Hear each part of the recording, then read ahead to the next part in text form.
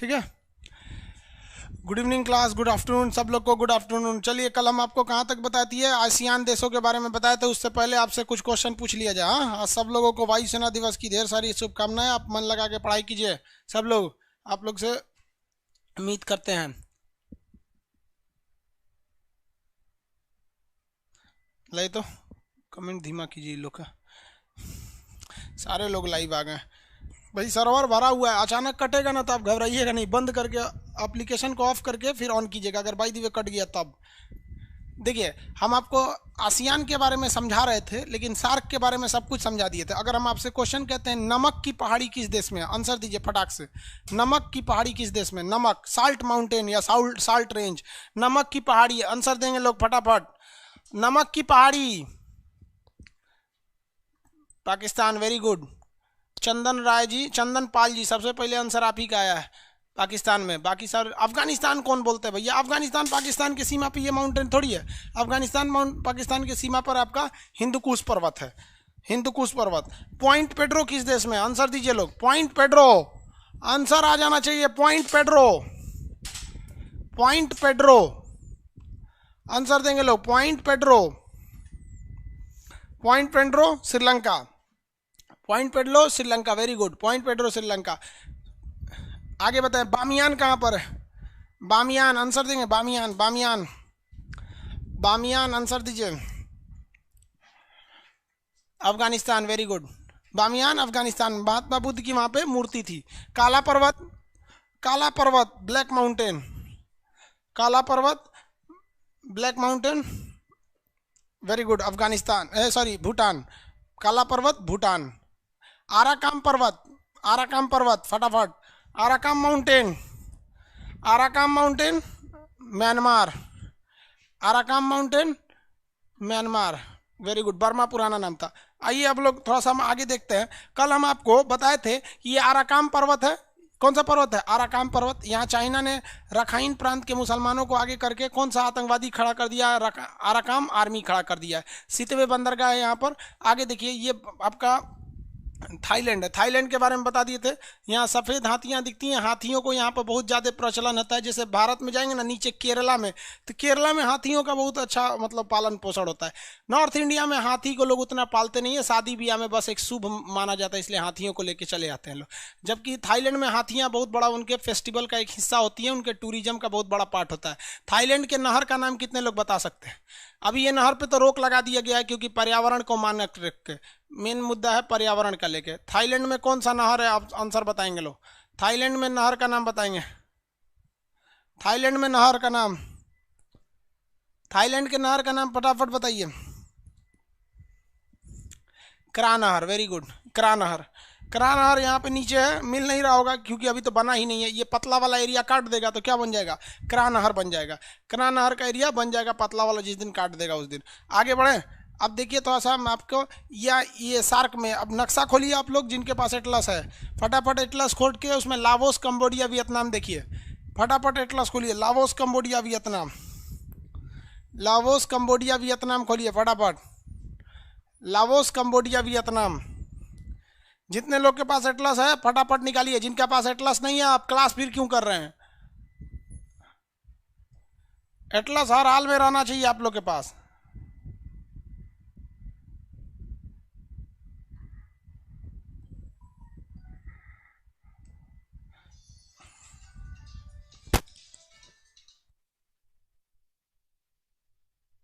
बोलिए ना। चलिए अब आगे दिखाते हैं हम आपको।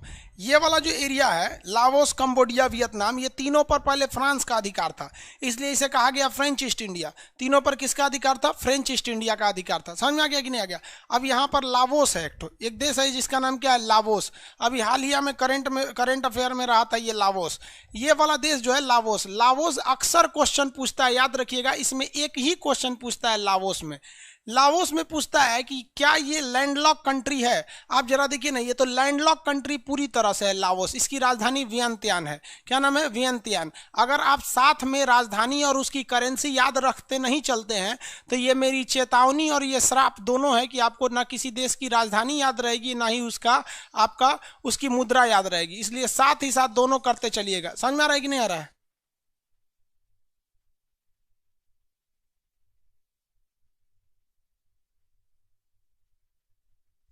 तो ये वाला देश कौन सा हो गया, लाओस हो गया।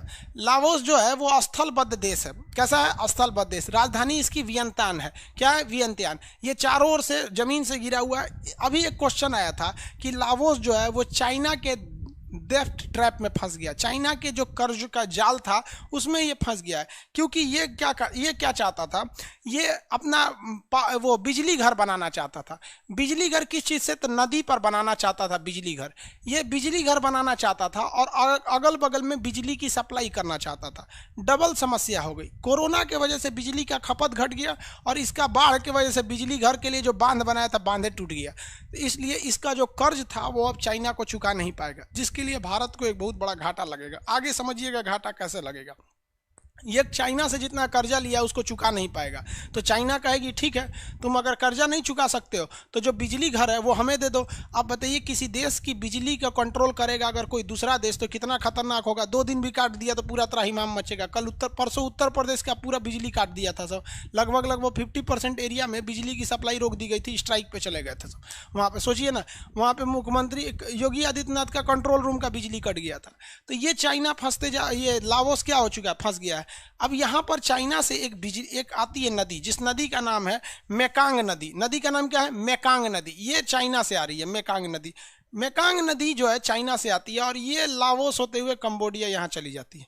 ये मेकांग नदी है। सुनिए ध्यान से, इस मेकांग नदी में विवाद चलता है। मेकांग नदी में कहता है, म्यांमार कहता है कि हम इसका पानी रोकेंगे। लाओस कहता है हम रोकेंगे इसके। थाईलैंड कहता है कुछ हमको दे दो। कंबोडिया कहता है भैया तुम कैसे भी ले लो, हमको ये पानी ऑटोमेटिक ही मिलता रहेगा। कंबोडिया क्या कहता है, हमको ये पानी ऑटोमेटिक मिलता रहेगा। तो नीचे वाला देश कौन सा है, लाओस है। उसके नीचे क्या है, कंबोडिया। लाओस के नीचे कौन सा देश है, कंबोडिया। फटाफट देखिए नक्शा में आप लोग। एटलस जिनके पास नहीं है फिर थुरा जाएंगे आप लोग, फिर दिक्कत हो जाएगा। सबके पास एटलस रहना चाहिए, आप खरीद के लाएंगे, कहीं से भी खरीद के लाइए, एटलस रहना चाहिए। कोई भी कंपनी का ले लेंगे, कोशिश करेंगे ऑक्सफोर्ड का लेने का। ये नीचे वाला देश कौन सा हो गया, रेड कलर के, लाओस। ये कौन सा, कंबोडिया। कंबोडिया कहता है कि हमको ये पानी का टेंशन नहीं, हमको बस थोड़ा सा पानी दे दो। तो गोल्डन ट्रायंगल जो है वो मेकांग नदी का विवाद है। मेकांग नदी के जल के विवाद को हम गोल्डन ट्रायंगल कहते हैं, जिसमें मुख्य रूप से म्यांमार आता है, इधर लाओस आता है और यह थाईलैंड आता है। म्यांमार कहता है नहर बना के पानी हम लेंगे। लाओस कहता है कि सारा का सारा पानी हम लेंगे क्योंकि हमें बिजली बनाना है। थाईलैंड कहता है नहर बना के हम लेंगे। लेकिन कंबोडिया कहता है हमको ज़्यादा ज़रूरत नहीं है क्योंकि तुम लोग कितना भी बनाओगे लास्ट में पानी मेरे पास आएगा यहाँ पर।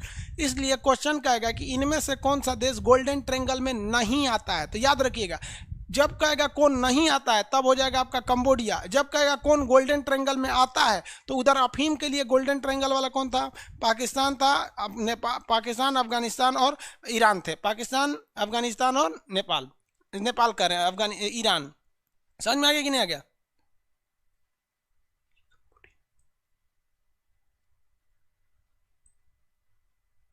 समझ में आ गया? पेज नंबर अलग अलग लिए हैं लोग।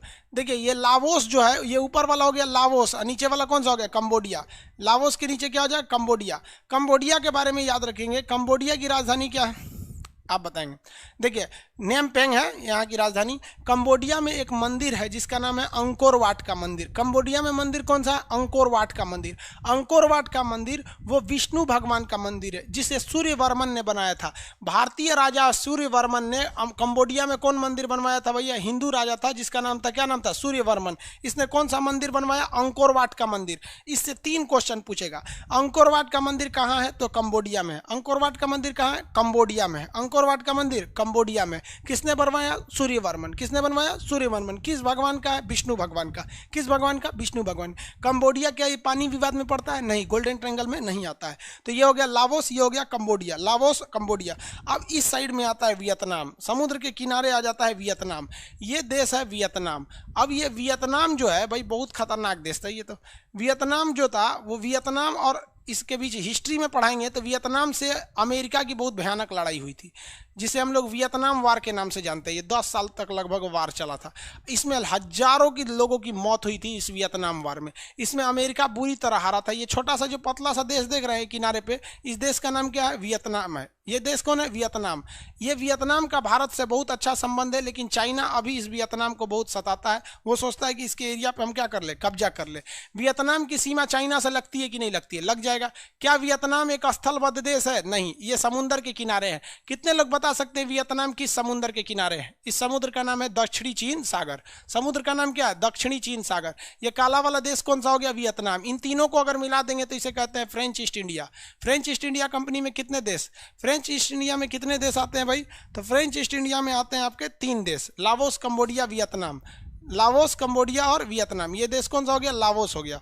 बीच वाला ये बताइए तो स्थलबद्ध ये वाला जो देश है ये कौन सा है? ये आपका लाओस। नीचे वाला कंबोडिया था रेड वाला, ये वाला आपका लाओस है। ये कौन सा है? लाओस है। चलिए अब आगे समझते हैं वियतनाम के बारे में। वियतनाम 2 भाग में बटा था, उत्तरी वियतनाम और दक्षिणी वियतनाम। ध्यान से समझिए आप लोग, उत्तरी वियतनाम और दक्षिणी वियतनाम। उत्तरी वियतनाम जो था वो मतलब साम्यवादी था, मतलब ये डिक्टेटरशिप, जिस तरह चाइना में एक पार्टी की सरकार है। दक्षिणी वियतनाम जो था वो लोकतंत्र था। तो दक्षिणी वियतनाम के फेवर में जो था अमेरिका था, ऊपर वाले के फेवर में रूस था। अब ये शीत युद्ध चल रहा था। शीत युद्ध में पता ही है आपको कि शीत युद्ध में क्या होता है भाई, एक सेना दूसरे सेना को मारती है। तो अमेरिका ने यहाँ पर 27 करोड़ बम गिरा दिया। सोचिए वियतनाम के ऊपर कितना बम गिराया? 27 करोड़ बम गिराया। लेकिन बावजूद यहाँ वियतनाम जीत गया। क्यों? क्योंकि वियतनाम में इतना घना जंगल था कि अमेरिका की फौज गलती से भी जब उतरती नहीं थी जमीन पर, क्योंकि वहां एक भी फौजी अगर जंगल में छुप गया है ना, घने जंगल में स्नाइपर राइफल लेके, बस आप आते रहिए, मार देंगे सब। उसके बाद क्या किया वियतनाम के लोगों ने? गड्ढा खोद दिया था जमीन पे, उसके ऊपर इस तरह से कुछ ढकने वाला रख दिया था। अगर फौजी दौड़ के आते थे तो गिर जाते थे। और उसके अंदर क्या किया इन लोगों ने? पूरे देश के अंदर सुरंगें खोद के रख दी। सुरंग के अंदर खुद रहते थे, अमेरिका की फौज आती थी तो मार देते थे। तो अमेरिका यहाँ पूरी जिंदगी में सबसे बुरी तरह हारा था वियतनाम के रास्ते। उसके बाद इन लोगों ने रूस को भी यहाँ से भगा दिया। वियतनाम वालों ने कहा कि भैया ना हम उत्तरी वियतनाम रहेंगे ना हम दक्षिणी वियतनाम रहेंगे। इसमें सबसे बड़ा काम किया था एक नेता जिसका नाम था हो ची मिन। क्वेश्चन कहेगा कि वियतनाम की क्रांति का नायक कौन था? हो ची मिन।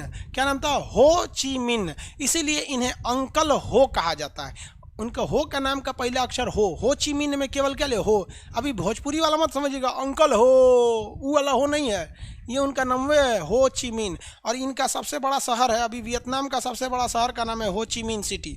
नीचे में है, आप अपने नक्शा में देखेंगे वियतनाम में सबसे नीचे शहर है हो ची मिन सिटी। हो ची मिन सिटी। तो ये देश अकेले रूस और अकेले किसको हरा चुका है? अमेरिका को हरा चुका है। रूस और अमेरिका को ये क्या कर चुका है? हरा चुका है। इतना खतरनाक देश है ये वियतनाम। लेकिन अभी की स्थिति कुछ और हो गई है। अभी अमेरिका और इसके साथ रूस दोनों कोई नहीं आना चाहते हैं सब वियतनाम के साथ। इसी का फायदा उठाना चाहता है चाइना। वियतनाम की कमजोरी का फायदा उठाना चाहता है चाइना। यहाँ पर एक द्वीप है जिसका नाम है पारासेल द्वीप। आप फटाफट नक्शा में देखिए, जिनके पास एटलस है आप देखेंगे, फटाफट आप लोग एटलस खोलिए और देखिए वियतनाम के ठीक सामने पारासेल द्वीप समूह मिलेगा। पारासेल आइलैंड यहां मिलेगा, पारासेल आइलैंड्स। जल्दी फटाफट देखिए पारासेल आइलैंड्स।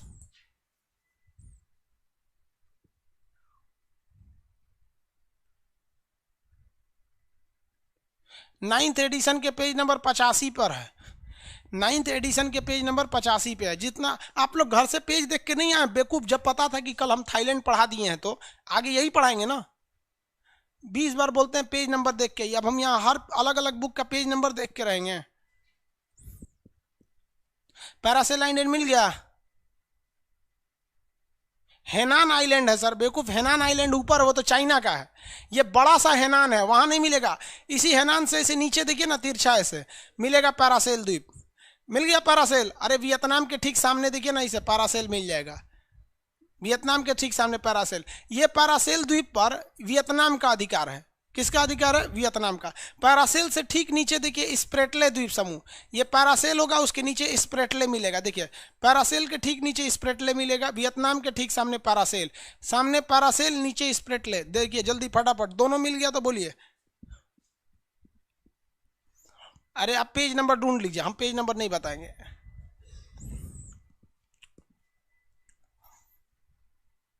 स्प्रेटले मिल गया। मेरे पास बुक ही नहीं है तो आप क्लास क्यों कर रहे हैं? एटलस का बुक ही नहीं है तो फिर क्लास क्यों कर रहे हैं? देखेंगे कहाँ से? हम तो यहाँ आपको बता देंगे इस बड़े नक्शा पे। जहाँ आप देखें उसको अंडरलाइन कीजिए हाइलाइटर से, ऐसे हाइलाइटर से उस पर रंग दीजिए। सुगा कलर का हाइलाइटर लीजिएगा लोग, उस पर रंग दीजिएगा लोग। हाइलाइटर से रंग दिए, मिल गया ना आप लोग को? नहीं मिला तो यहाँ देखते चलिए, अब जिनको नहीं मिला अब घर पे आराम से खोजिएगा। यहाँ देखिए, ये आइलैंड का नाम है पैरासेल आइलैंड और ये आइलैंड का नाम है स्प्रेटले आइलैंड। ये दोनों पर वियतनाम का अधिकार है, लेकिन चीन कहता है कि मेरा है। चीन के हिसाब से ये किसका है? चाइना का है। देखिए इंटरनेशनल कानून क्या कहता है कि समुंदर पर किसी का अधिकार नहीं होगा। इंटरनेशनल कानून के हिसाब से समुंदर पर केवल 200 किलोमीटर तक अधिकार होगा। तो ये 200 किलोमीटर इतना हो गया, किसी भी देश का, भारत का भी पूरा समुंदर नहीं होता है। लेकिन चाइना कहता है कि भैया हमारे लिए ये पूरा हमारा देश है, आप इसे समुंदर कहते हैं लेकिन हम तो इसे देश कहते हैं। रे भैया तो उस हिसाब से भारत देखने लगेगा ना तो पूरा हिंद महासागर हम लोग का हो जाएगा। और हमारे देश के नेता लोग भी वैसे ही हैं, चुपचाप कहना चाहिए कि अगर दक्षिणी चीन सागर चीन का है तो हिंद महासागर भारत का है। अतः भारत हिंद महासागर से जो जो जहाजें जाएंगी हमको टैक्स देना है और भारत को नौसेना वायुसेना लगा के वहाँ घेर देना चाहिए। इतना ना परेशान हो जाइए कि लोग भारत को कहें काहे पगलाया है, तो भारत कहें कि हम नहीं पगलाए हैं। अगर दक्षिणी चीन सागर चीन लिया तो कन्फर्म हम हिंद महासागर ले लेंगे, क्योंकि दक्षिणी चीन सागर में तो बहुत से देश हैं उसका विरोध करने वाले, और हिंद महासागर में भारत का विरोध करने वाला कोई नहीं। नीचे कहाँ है हिंद महासागर के नीचे? कोई इंडियन ओशियन में कोई है? नहीं है। अब इसीलिए वियतनाम जो है परेशान हो जाता है। वियतनाम को यहाँ से पेट्रोल निकालने नहीं देता है। आप कहेंगे सर वो चाइना इस समुंदर का पनिया लेके क्या करेगा? एक्चुअली यहाँ पर पूरा पेट्रोल भरा हुआ है, पेट्रोलियम और गैस भरा हुआ है। उसकी नज़र इस पानी पे नहीं, उसके नीचे पेट्रोलियम और गैस पे है। यहाँ भर देता है तो यहाँ निकालने नहीं देता है, यहाँ से पेट्रोल निकालने नहीं देता है। तो वियतनाम भागा भागा आया भारत के पास, इंडिया के पास आया कि भैया हमारा पेट्रोल निकाल दीजिए। उस समय मनमोहन सिंह प्रधानमंत्री थे, तो मनमोहन सिंह ने कहा कि देखिए पेट्रोल तो निकालेंगे, 50% आप ले लीजिएगा, 50% हम ले लेंगे, बाकी आप खर्चा और चमत दीजिएगा। वियतनाम का ठीक है, वैसे भी चाइना रहेगा तो 1 रुपया ना लेने देगा। तो यहाँ पैरासेल आइलैंड के पास और स्प्रेटले आइलैंड के पास पेट्रोल कौन निकालता है? भारत की कंपनी ONGC। चीन की नौसेना आके धमकी दे रही थी कि भागो यहाँ से। भारत की नौसेना मलक्का होके यहाँ पहुँच गई। अब पूछ रही है कौन बोल रहा है रे, कौन बोल रहा है? भारत की नौसेना पहुंची ना ये चाइना भाग गया वहाँ पे। वो कमज़ोर लोगों को दबाता है। अब हम लोग को पेट्रोल मिल जाता है। आप पता है भारत को पेट्रोल 33 रुपये लीटर पड़ता है, लेकिन सरकार जो है ना इस पर GST नहीं लगाती है, क्योंकि GST लगाएगी ना तो ये हो जाएगा 36, मतलब लगभग 38 रुपया लीटर। भारत सरकार इस पर अलग से एगो टैक्स लगाती है जो केवल पेट्रोल पर है। इसका रेट कर देती है 85 रुपया। समझ में आ गया नहीं गया? 85 रुपया पेट्रोल कर देती है। कोई दिक्कत नहीं है, आप 85 रुपया कर दीजिए, कोई प्रॉब्लम नहीं है। लेकिन देश में राजनीति जब होने लगता है ना तो गलत होता है, क्योंकि मनमोहन सिंह के समय भी 85 रुपया था, लेकिन उस वक्त पेट्रोल भी महंगा था। पेट्रोल क्या था? महंगा था, और अभी भी है। और इसे 85 रुपया गवर्नमेंट बेचती है ना तो कोई गलत नहीं करती है, क्योंकि जो गाड़ी खरीद सकता है, जो 4 व्हीलर खरीद सकता है, वो 85 रुपये का पेट्रोल भी खरीद सकता है। उसी पैसे से हम लोग गरीबों को 2 रुपये किलो अनाज देते हैं, सेना को हथियार देते हैं। ये गलत नहीं है, लेकिन अगर इस पर राजनीति होने लगती है तो गलत हो जाता है। जैसे उस वक्त जो थे लोग कह रहे थे कि मनमोहन सिंह के उम्र से भी ज़्यादा महंगा हो जाएगा पेट्रोल, मतलब वो 85 साल के थे उस वक्त, तो लोग कह रहे थे कि 85 से महंगा हो जाएगा। तो ये ज़रूरी है, ये एकदम ज़रूरी है कि जितने भी चीज़ मतलब ये पेट्रोल वगैरह है इसको रहना भी चाहिए, वरना सरकार के पास पैसा कहाँ से आएगा? उसको भी तो साधन चाहिए ना पैसे के लिए, पैसा कहाँ से लाएगी आखिर वो?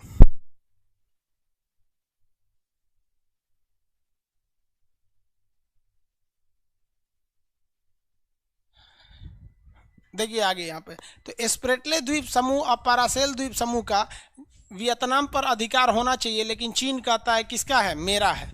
अब भारत सरकार एक यहाँ लापरवाही कर रही है जिसका कोई हद नहीं है। कैसे लापरवाही कर रही है कि पूर्वोत्तर भारत को हमको डेवलप करना है, तो इसके लिए हम लोगों ने इंद्र कुमार गुजराल जो थे, अटल बिहारी वाजपेयी से पहले प्रधानमंत्री थे, उन्होंने लुक ईस्ट पॉलिसी बनाया था कि पूरब की ओर देखो, यानी इनसे संबंध अच्छा बनाओ। देखिए हम लोग म्यांमार से लेके चले जाएंगे सितवे बंदरगाह, सितवे वाला कालादान मल्टी मॉडल प्रोजेक्ट, पूर्वोत्तर राज्यों का विकास हो जाएगा। यहाँ से एक सड़क हम लोग को सिंगापुर ले जाना चाहिए, अभी कहाँ तक डेवलपमेंट हुआ पता ही नहीं है। और सबसे ज़रूरी सड़क जो है वो यहाँ से लेकर और इस रास्ते यहाँ वियतनाम तक लाना चाहिए। इससे फ़ायदा देखिए, चाइनीज सामान जितने होते हैं वो सब वियतनाम में भी बनते हैं। जो बैटरी आप वियतनाम में खरीदिएगा 6 रुपया में, वही चाइना में मिलेगा 6 रुपया में।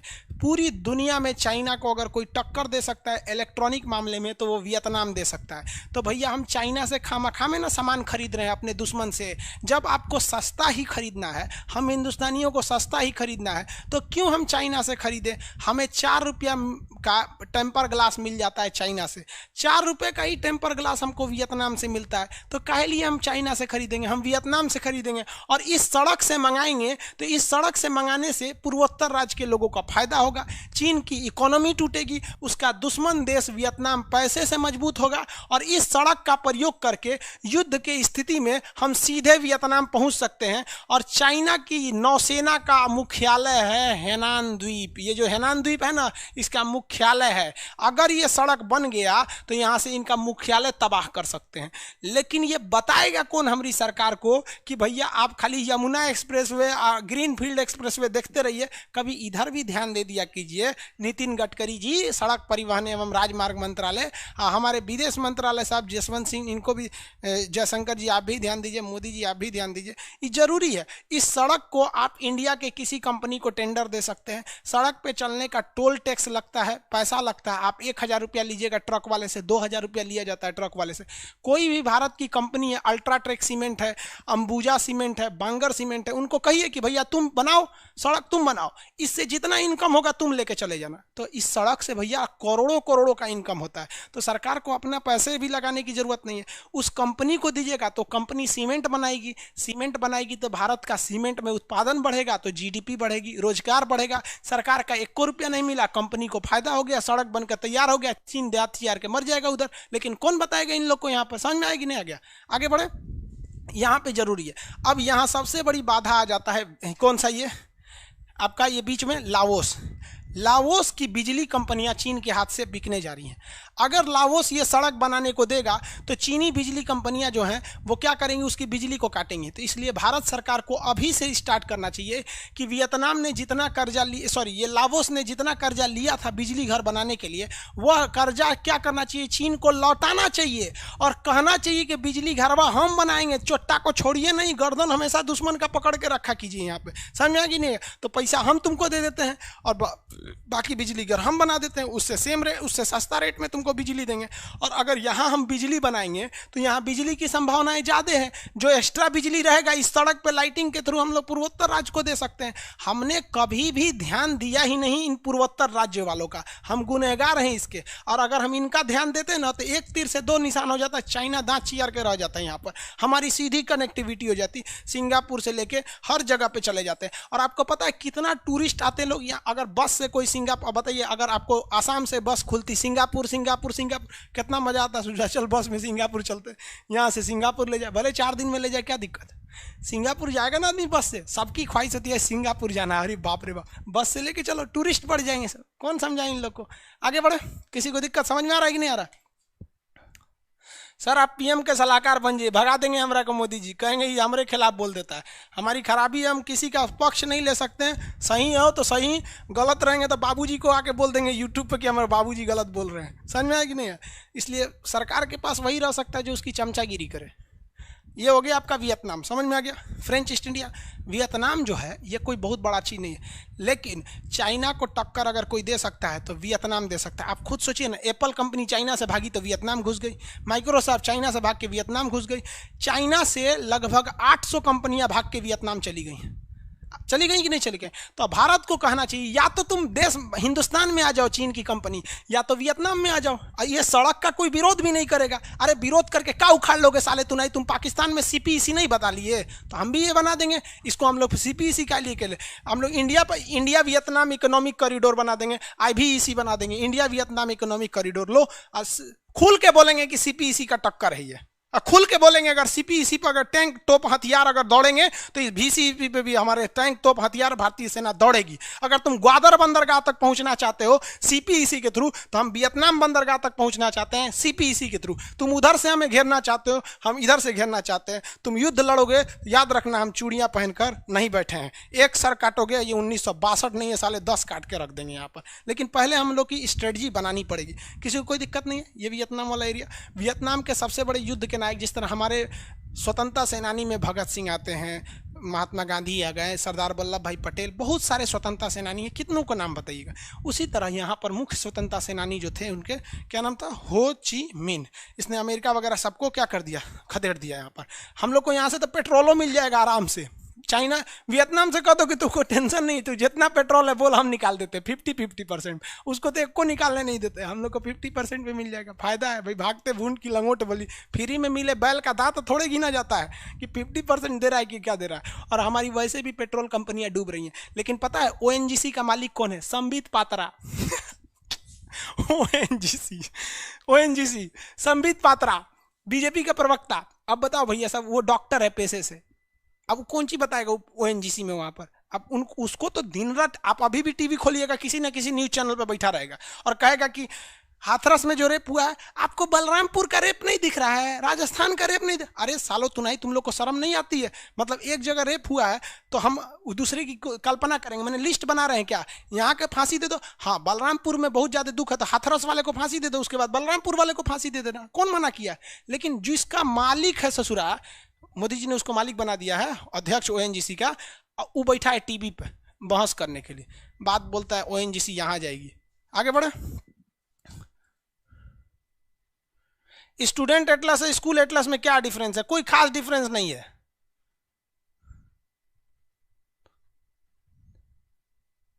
नक्शा समझ में नहीं आ रहा है? आपके पास नक्शा होगा ही नहीं सर। स्टूडेंट एटलस है और एक्सपोर्ट एटलस, किसी में कोई अंतर नहीं, जो मन वो ले लीजिए। मालिक नहीं सर, डायरेक्टर है, बतिया बराबर है। अरे भाई, सरकारी चीज का मालिक नहीं होता। भारत के मालिक है क्या प्रधानमंत्री? प्रधानमंत्री हैं। नरेंद्र मोदी भारत के मालिक है नहीं ना, प्रधानमंत्री है, लेकिन अभी के लिए मालिक है ना, वैसे ही उसके डायरेक्टर होते हैं। अरे भाई यो संबित पात्रा का चमचा लग रहा है। कह रहा है मालिक नहीं है, डायरेक्टर। अरे भैया डायरेक्टर है ना, सब कुछ लेता है। आगे देखें, यूट्यूब पर वीडियो अपलोड करो यार, डर लगता है कहीं चाइना मत होशियार बन जाए। पूर्वोत्तर राज्यों के लिए यूट्यूब पर आवाज उठाएं सर, वीडियो बनाकर डालिए एकदम बाबू, जल्दी, बहुत जल्दी डालेंगे। आपके कारण मोतिहारी में एटलस का अकाल पड़ गया। ले भाई साहब,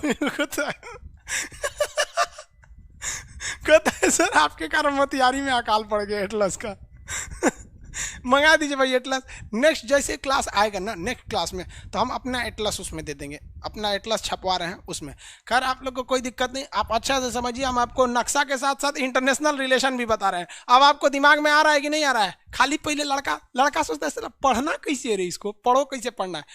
वियतनाम ये हो गया चाइना का कट्टर दुश्मन हो गया, क्योंकि चाइना कभी भी साउथ चाइना सी का विवाद छोड़ ही नहीं सकता है।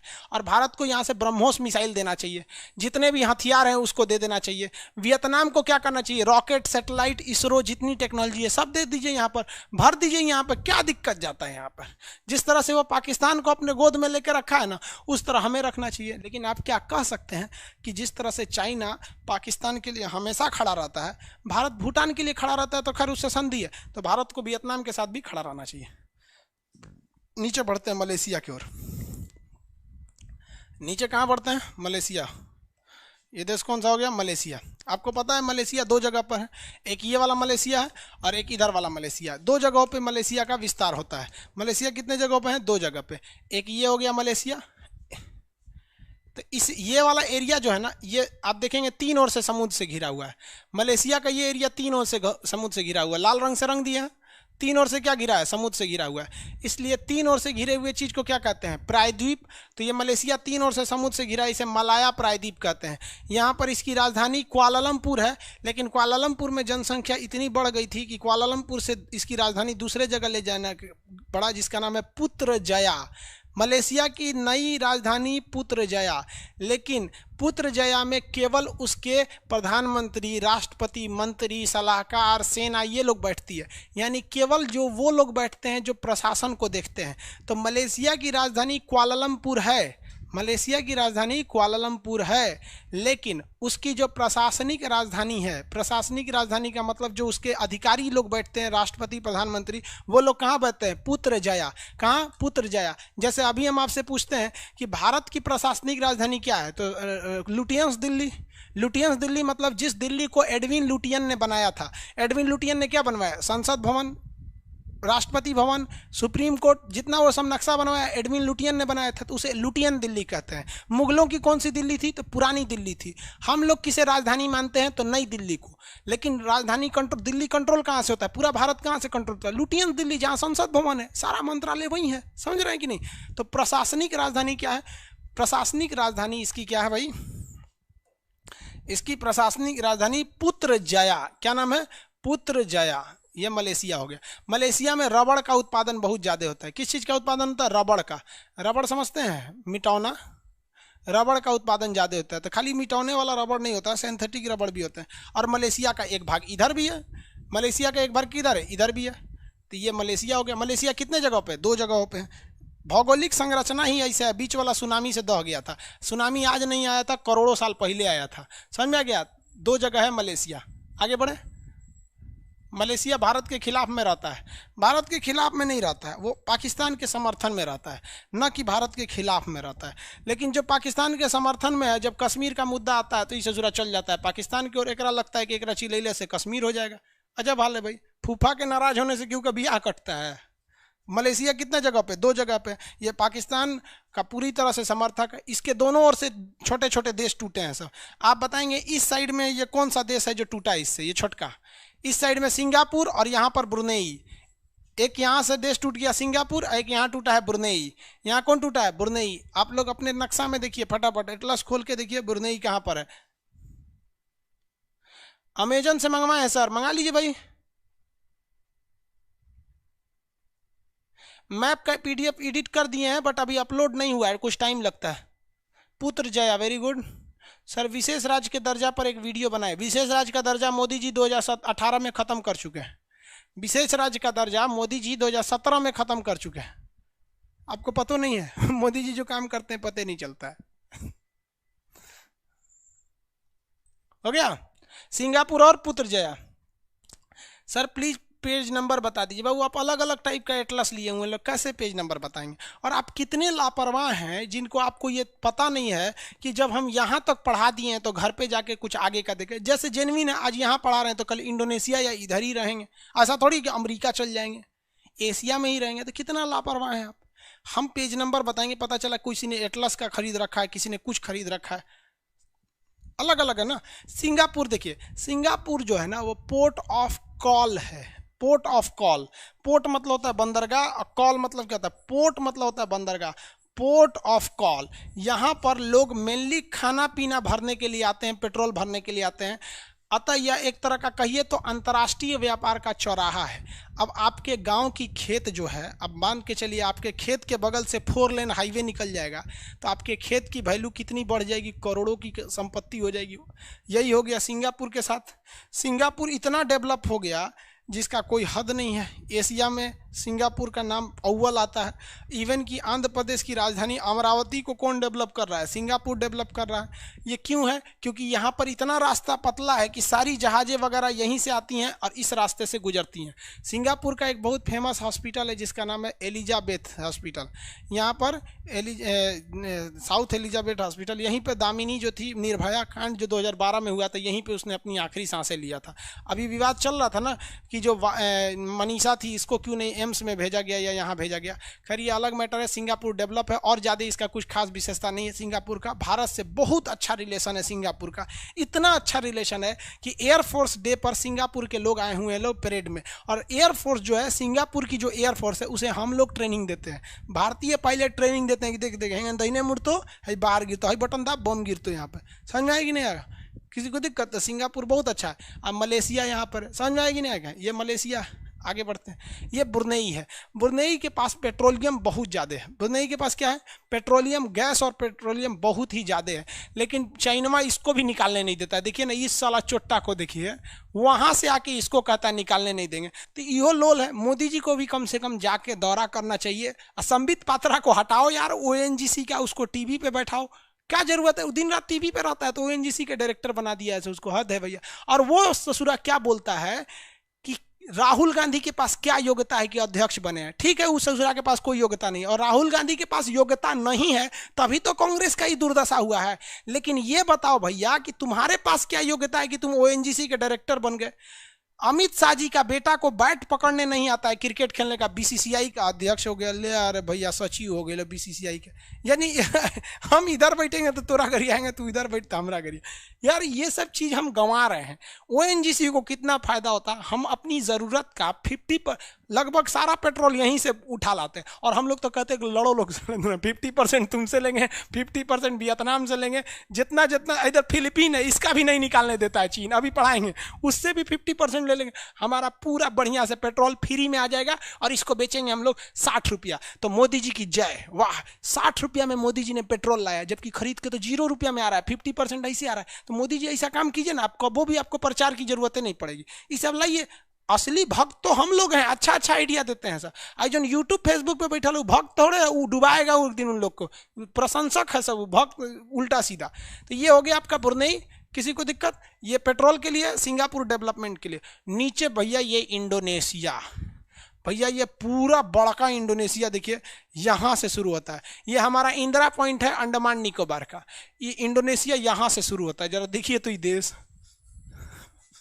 इतना बड़ा बिखरा हुआ देश है, इसमें पूरा तरह से देश एक जगह है ये नहीं है, ये लगभग 13,000 द्वीपों में है, अलग अलग द्वीप में है, 13,000 अलग अलग इसके द्वीप हैं। लेकिन सबसे महत्वपूर्ण द्वीप जो है वो है ये है सुमात्रा। क्या नाम है? सुमात्रा। क्या नाम है ये? सुमात्रा द्वीप।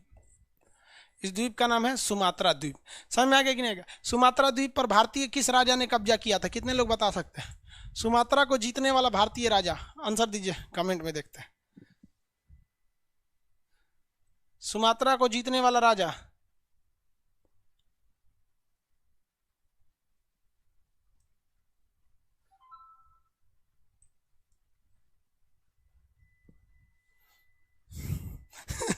बगलवा को करा है सुमात्रा को जीतने वाला राजा कन्हैया कुमार।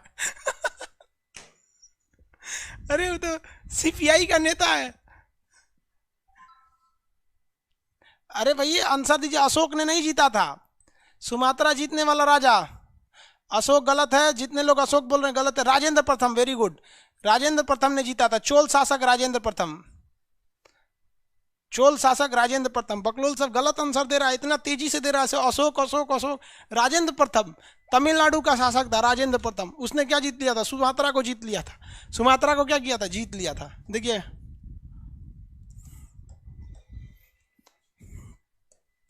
हिस्ट्री में पढ़ाएंगे आप लोग को, टेंशन नहीं लीजिए यार, पढ़ाई इतना मस्त होता है, इतना इंटरेस्टेड होगा ना कि आप खाना पीना छोड़ देंगे। देखिए ये है ना सुमात्रा, यही है ना सुमात्रा। सुमात्रा का शासक, पहले यहाँ हिंदू देश था, ये अभी दुनिया का सबसे बड़ा मुस्लिम कंट्री हो गया। ये आपका कौन सा जगह? सुमात्रा।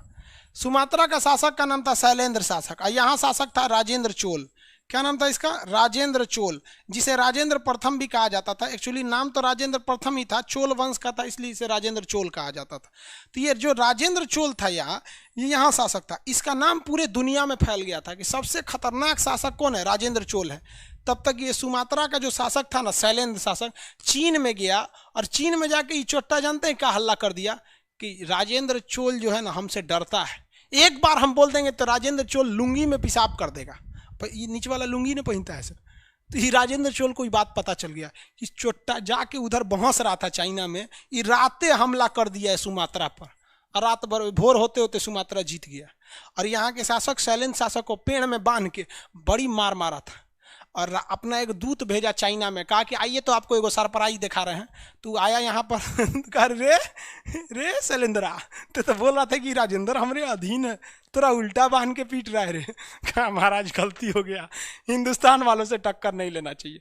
जरा सोचिए, ये आज वही हिंदुस्तान है जहाँ चाइना आंख दिखा के चला जाता है और कहता है वियतनाम आपके दक्षिणी चीन सागर पे हमारा कब्जा होगा, और अरुणाचल प्रदेश हमारा है, और लद्दाख में घुस के कब्जा कर लिया है। सोचिए आज अगर राजेंद्र चोल की से आत्मा अगर देखती होगी ना तो अपने आप पर धिक्कारती होगी कि ये वही देश है जिस पर अगर ये जाके बोल दिया था तो ये राते के हमला कर दिया। और चीन का शासक राजेंद्र प्रथम को पैर छू के प्रणाम करता था, जबकि उसको पता नहीं था कि यहाँ पैर छुआ जाता है। किसी ने बोल दिया पैर छू लीजिए ना तो मार देगा, पैर छू के प्रणाम किया था। आज हम लोग वही हैं। क्या हम अपने देश की दुर्दशा के लिए खुद जिम्मेदार नहीं है? हम खुद जिम्मेदार हैं और आज भी जिम्मेदार बने रहेंगे। लड़ते रहेंगे अपने में, हम ऊंचे तुम नीचे, हम गोरे तुम काले, तुम अमीर हम गरीब, हम हिंदू तुम मुसलमान, तुम ऊंचे जात हम नीचे जात। कहाँ कहाँ लड़ेंगे? तुम मराठी हम बिहारी, तुम सीबीएसई बोर्ड हम हिंदी मीडियम, तुम बीजेपी का हम कांग्रेस का, तुम आम आदमी पार्टी का। इसका अजब अजब टाइप का यहाँ लड़ाई होता है यार। हम क्या बताएंगे आपको? देश के बाहर लड़ना सिखाएं कि अंदर ही लड़ के हम लोग खत्म हो जाएंगे। ये थे हमारे देश के बहादुर सिपाही। क्या बात करेगा इंडोनेशिया यहाँ पर?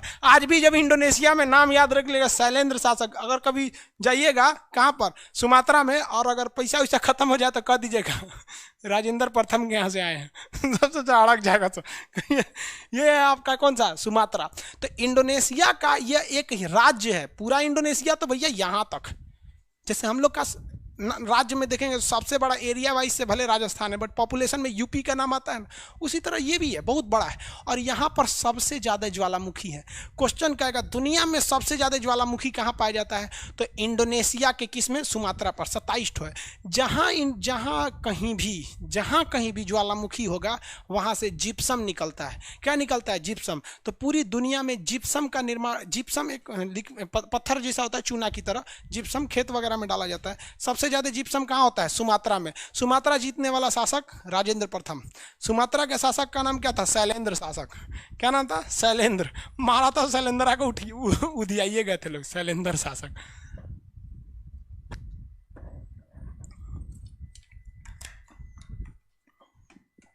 समझ में आ रहा है कि नहीं आ रहा है? सबसे ज्यादा ज्वालामुखी कहाँ है? इंडोनेशिया में। इंडोनेशिया में किस वाले के पास? सुमात्रा के पास। सुनिए ना, एक क्वेश्चन पूछा था, सिंगापुर और सुमात्रा के बीच के पतला रास्ता को क्या कहते हैं? कितने लोग आंसर दे सकते हैं? सिंगापुर और सुमात्रा के बीच के समुद्र के पतला रास्ता का नाम क्या है? आंसर कितना लोग दे सकते हैं? सिंगापुर और सुमात्रा के बीच के पतला रास्ता का नाम क्या है? आंसर दीजिए।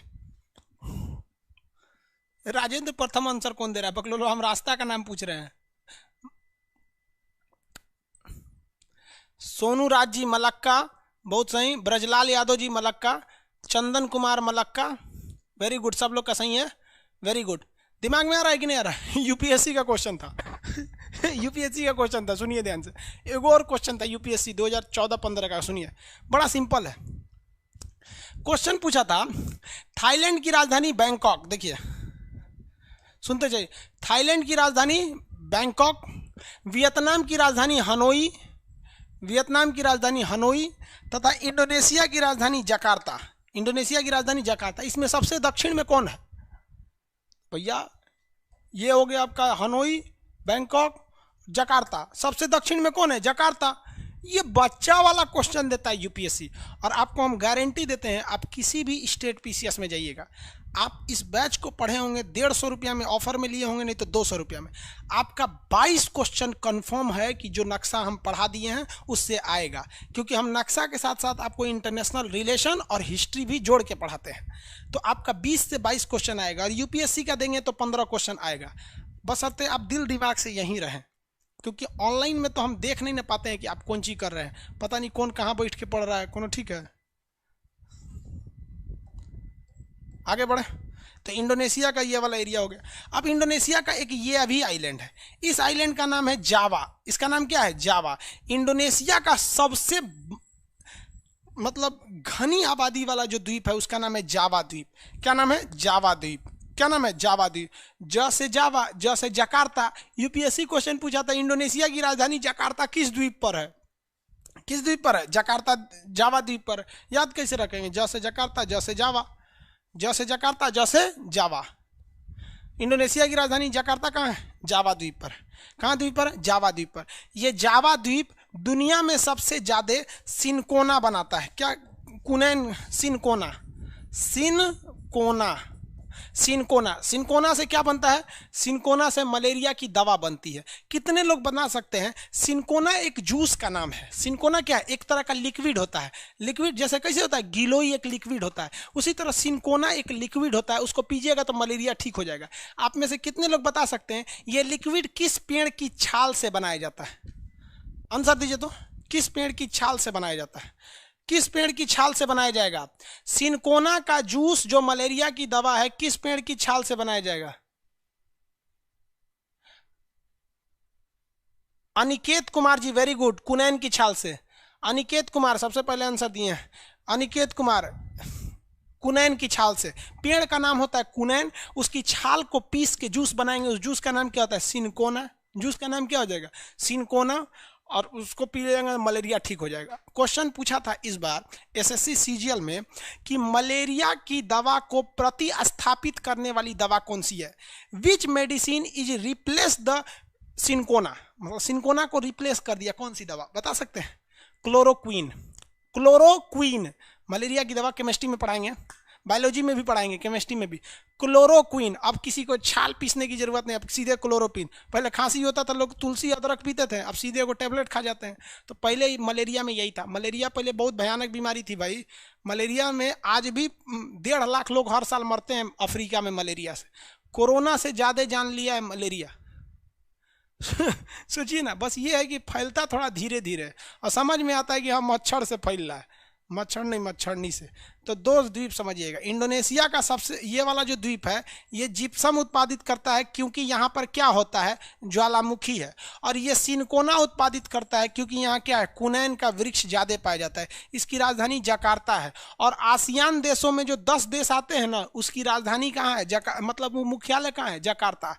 आसियान का मुख्यालय जकार्ता और सार्क का मुख्यालय कहाँ है? काठमांडू। सार्क का मुख्यालय काठमांडू हो गया। अगला देखिए, एक ये भी है, इंडोनेशिया का, इस पर भी कब्जा है।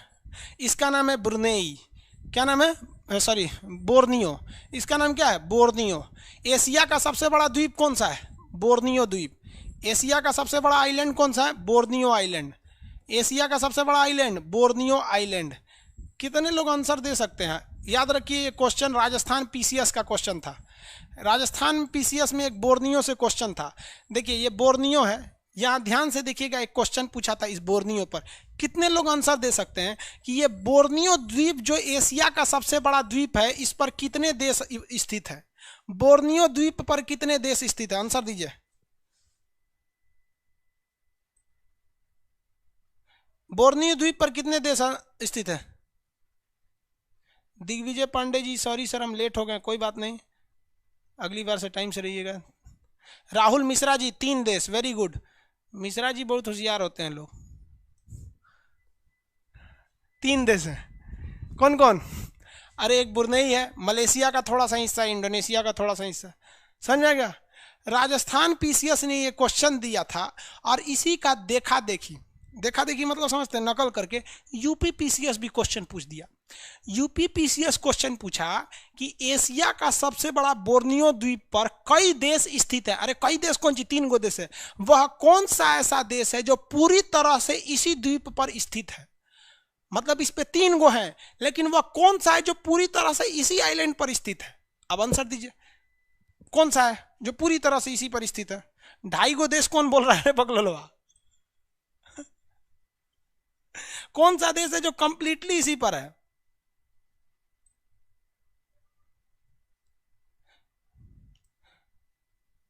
कंप्लीटली इसी पर स्थित देश कौन सा है? हाँ वेरी गुड, ब्रुनेई। ब्रुनेई जो है कंप्लीटली इसी पर है, कंप्लीटली। अब जरा सोचो भाई, इतना छोटा सा टॉपिक, इससे इतना घुमा घुमा क्वेश्चन पूछेगा। ब्रुनेई की अर्थव्यवस्था का मुख्य चीज क्या है? पेट्रोलियम। ये मलेशिया का क्या चीज़ है भैया? तो मलेशिया के लिए रबड़ का उत्पादन ज़्यादा होता है, वहाँ पर रबड़ ज़्यादा होता है। ये बोर्नियो द्वीप पर स्थित है। बोर्नियो द्वीप एशिया का सबसे बड़ा द्वीप कौन सा है? तो बोर्नियो है। कितने देश है? 3 है। ब्रुनेई पूरी तरह इसी पर है। समझ में आया कि नहीं आ गया? सुमात्रा के 3 सबसे इंडोनेशिया के 3 सबसे महत्वपूर्ण द्वीप कौन कौन? सुमात्रा, जावा, बोर्नियो। सुमात्रा, जावा, बोर्नियो। सुमात्रा, जावा, बोर्नियो। सुमात्रा, जावा, बोर्नियो। किसी को कोई दिक्कत नहीं? सुमात्रा, जावा, बोर्नियो। दुनिया का सबसे बड़ा द्वीपों का समूह कौन सा है? इंडोनेशिया द्वीप समूह। सबसे ज्यादा ग्रुप ऑफ आइलैंड इसमें है, इंडोनेशियाई ग्रुप द्वीप समूह में। किसमें? इंडोनेशियाई द्वीप समूह में। कहेगा कि दुनिया का सबसे बड़ा द्वीप, सिंगल द्वीप कौन सा है? तो वो हो जाएगा आपका, दुनिया का सबसे बड़ा द्वीप बोलेगा तो वो आपका ग्रीनलैंड। लेकिन द्वीपों का समूह कर देगा तो फिर आपको इंडोनेशिया मारना पड़ेगा।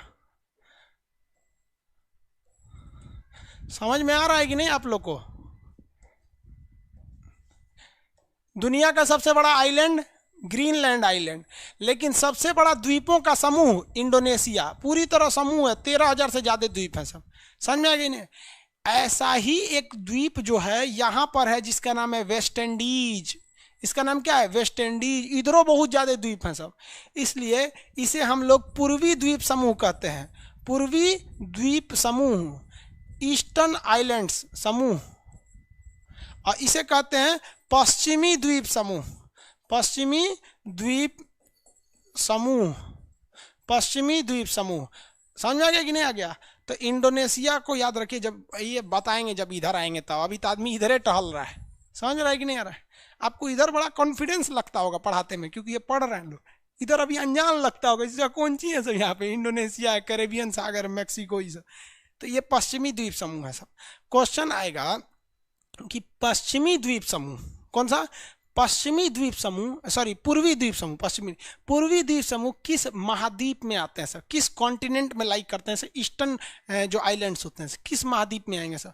बताइए तो, पूर्वी द्वीप समूह किस महाद्वीप में आएंगे सर? एशिया में आएगा? अरे इंडोनेशिया एशिया में ना आता है, तो ये कहाँ अलग चल जाएंगे? हो गया? किसी को कोई दिक्कत? कोई दिक्कत नहीं? अच्छा भाई, दिक्कत नहीं है। ये महासागर कौन सा है? बोलिए तो, ये महासागर का नाम कौन सा भाई? महासागर ये जल्दी बताइए, महासागर का नाम बोलिए। वो तो सही था, ये आइलैंड का नाम बोलिए। 13,000 से ज्यादा आइलैंड है। इंडियन ओशियन है। अरे दक्षिणी महासागर कौन बोल रहा है भाई? इंडियन ओशियन है। हिंद महासागर, इंडियन ओशियन है। हिंद महासागर जो है, कौन महासागर? हिंद महासागर। हिंद महासागर जो है, इस पूरे महासागर में कोई ना कोई एक ऐसा जगह होगा जो इस पूरे महासागर में सबसे गहरा बिंदु होगा। तो पूरे महासागर का सबसे गहरा बिंदु, तो हिंद महासागर का सबसे गहरा बिंदु का नाम है सुंडा की खाड़ी। क्या नाम है? सुंडा की खाड़ी। कौन सी खाड़ी? सुंडा की खाड़ी। कौन सी खाड़ी? सुंडा की खाड़ी। हिंद महासागर की सबसे गहरी ट्रेंच, ट्रेंच मतलब होता है खाड़ी, सुंडा की खाड़ी। अब यहाँ देखिए ना भाई, सुंडा की खाड़ी। सुंडा की खाड़ी कहाँ पर स्थित है? तो वो ठीक जावा द्वीप के नीचे है। ठीक कहाँ स्थित है? जावा द्वीप के नीचे है सुंडा की खाड़ी। इस खाड़ी का नाम क्या है? सुंडा की खाई। सुंडा की खाई, हिंद महासागर की सबसे गहरी खाई सुंडा की खाई। अब एक बार क्वेश्चन में देता है, एक बार क्या हमेशा दे देता है, हिंद महासागर की सबसे गहरी खाई, तो जावा की खाई दे देता है। अरे भैया, इस सुंडा की खाई जावा के निचवा है, इसलिए इसका नाम रख देता है जावा की खाई। डिस्टेंस में ये जावा से ज़्यादा करीब है, सुमात्रा से भी करीब है, लेकिन इसके तुलना में ज़्यादा दूर है, इसलिए सुंडा की खाई को जावा की खाई दे देता है। लेकिन आप लोग ज्योग्राफी नक्शा से पढ़ रहे हैं, जावा की खाई कोई खाई नहीं है, उसका ओरिजिनल नाम सुंडा की खाई है, सुंडा ट्रेंच, जिसे हम लोग जावा ट्रेंच कहते हैं, क्योंकि वो जावा के करीब में रहता है। तो हिंद महासागर, इसलिए यहाँ नहाने मत जाइएगा, हचाक से चल जाएंगे नीचे भी दिक्कत हो जाएगा। आगे बढ़ जाए, सुंडा की खाई।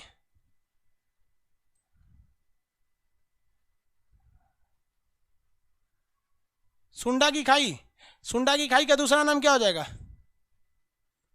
सर? अंकुर शर्मा जी कह रहे हैं सर एटलस भरवाना चालू करें। भरवाएंगे बाबू? सर मैप में जावा ट्रेंच दिया हुआ है, कोई दिक्कत नहीं, फिजिकल मैप में देखेंगे सुंडा ट्रेंच देगा। फिजिकल मैप में क्या देगा? सुंडा ट्रेंच। मेन उसका नाम क्या? सुंडा ट्रेंच। क्या नाम है? सुंडा ट्रेंच। क्वेश्चन बताइए, पूर्वी द्वीप समूह में कौन सा देश आता है? इंडोनेशिया। सबसे बड़ा मुस्लिम देश? इंडोनेशिया। सबसे बड़ा द्वीपों का समूह? इंडोनेशिया। सबसे ज़्यादा ज्वालामुखी? इंडोनेशिया। सबसे ज़्यादा सिनकोना कहाँ होता है? इंडोनेशिया में। इंडोनेशिया में का कौन सा द्वीप जिप्सम या जिप्सम के लिए है? सुमात्रा। इंडोनेशिया की राजधानी जकार्ता। किस द्वीप पर है? जावा द्वीप पर है। ये वाला एरिया हो गया सब। इंडोनेशिया समझ में आ गया? किसी कोई दिक्कत नहीं इंडोनेशिया में? कोई दिक्कत नहीं। इंडोनेशिया में बहुत द्वीप है भैया, 13,000 द्वीप हैं सब। हम तो ये 3 गो पढ़े हुए किए हैं, 3 गो बड़का बड़का द्वीप हैं सब।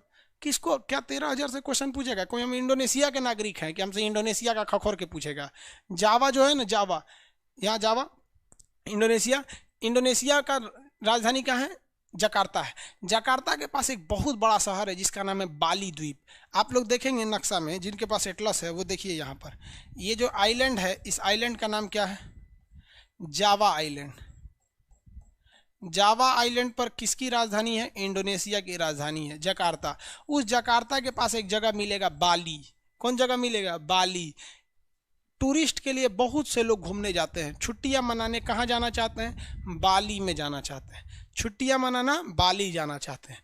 लालू यादव जी के बेटा का नाम था, बेटा का नाम है तेज प्रताप यादव, जो बड़का बेटा है तेज प्रताप। उनका बिया हो गया ऐश्वर्या से। तेज प्रताप बेचारा हिंदी मीडियम का, ऐश्वर्या सीबीएसई बोर्ड की। दोनों में कभी जमेगा? ना जमेगा बबुआ। इसलिए अगर हिंदी मीडियम के हैं तो सीबीएसई बोर्ड वाले से मत ब्याह कीजिएगा वरना जम्बे नहीं करेगा। देख लीजिए इस सब का। तो तेज प्रताप चाहते थे कि वो हनीमून के लिए कहाँ जाएं? बाली में जाएं। और उनकी जो मैडम थी सीबीएसई बोर्ड वाली, वो कहती थी हम स्विट्जरलैंड जाएंगे। दोनों का यही पे झगड़ा हो गया भैया, शुरुआते में झगड़ा हो गया। और वो कोर्ट में बोला है कि हमरा वो एक तमाचा मार दी। अरे भाई साहब, मार के तो गलत की। लड़का हो या लड़की हो, एक दूसरे पे हाथ नहीं उठाना चाहिए। एगो ज्यादा गुस्सा में है तो एगो इहो बकलोले था सब। अरे एक बार बाली घूम लेता सब, और फिर वही लगले एगो फ्लाइट पकड़ के चल जाता सब। कहाँ पर? स्विट्जरलैंड चल जाता सब। अब वो स्विट्जरलैंड हमको बताइए, हमारे देश की संस्कृति कैसी है? हम ये नहीं कह रहे हैं कि ऐश्वर्या गलत है या ऐश्वर्या सही है। अब ऐश्वर्या का कहना था कि हम हनीमून मनाने के लिए कहाँ जाएंगे? कहाँ पर? स्विट्जरलैंड। और कह रहा है तेज प्रताप कि हम जाएंगे बाली। अब ई जवान का कहना ठीक है था कि भैया बाली लगे है, इन्हें से धाए दे घूम के चल आएंगे लोग यहाँ पे। बाली इन्हीं से रास्ता है, धाए से चल जाएंगे बाली घूम के। इनको तो राजनीतियों वाला काम रहता है, वो खलिहर है यहाँ पे चल आती है और कहती है कि हम भारतीय। अब एक बार अपने दिल पे हाथ रख के देखिए कि भारतीय संस्कृति की कौन सी लड़की है जो अपने पति से इस बात का झगड़ा करेगी कि हमें हनीमून बनाने कहाँ जाना है? स्विट्जरलैंड जाना है। हमारे देश की महिलाएं तो घूंघट के बाहर नहीं निकलती हैं 6 महीना तक। आई झगड़ा कर ले लो, हमारा हनीमून मना जी दे। हम खिलाफ नहीं है, हम कहते हैं कि भारतीय संस्कृति नहीं है ये। और अगर आपको ये अच्छा लगता है तो फिर ये चिल्लाना छोड़ दीजिएगा कि भारत की संस्कृति सबसे अच्छी है। हद है भैया। जो लड़की हनीमून के नाम पर झगड़ा कर सकती है भैया, ये गजबे बात है। यहाँ पर हमेशा लड़का ही गलत नहीं होता है, कहीं कहीं दोनों का होता है। आकाश तेज प्रताप जी हइयो हैं उस लायक कुछ बोल देते हैं। खैर अलग बात है। मेरे कहने का सेंस बाली इसीलिए था कि बाली बहुत टूरिस्ट का प्लेस है, समझाएगा। हमको किसी पर्सनल लाइफ में जाने का शौक नहीं, लेकिन जो चीज़ है वहाँ हम आपको रिलेट करके बता दिए। आगे बढ़े। रे बकलोल भाई पूछ रहा है सर हनीमून क्या होता है? रे बकलोल कहीं का, ऐसने सबकी मेहरारू पड़ोसी के साथ भाग जाती है ओकरा पते नहीं है, उससे दोस्ती कर लो, कौन है फायदा होगा उसका। ओकरा पते नहीं है हनीमून कौन चीज होता है। अरे दादा